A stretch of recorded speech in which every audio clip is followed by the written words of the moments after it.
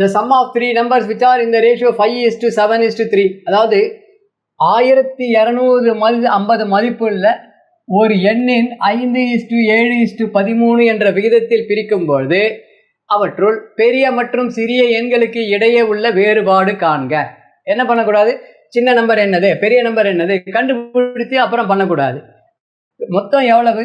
13 parts, இது ஒரு 7 parts, இது ஒரு 5 பார்ட்ஸ். மொத்தம் எவ்வளோ? 13 7 25 25 பார்ட்ஸ். ஓகே, 25 பார்ட்ஸ் எவ்வளோ ரூபான்னு சொல்கிறான்? 1250 ரூபான்னு சொல்கிறான். ஓகே, அதை பெரிய நம்பர் எவ்வளவு?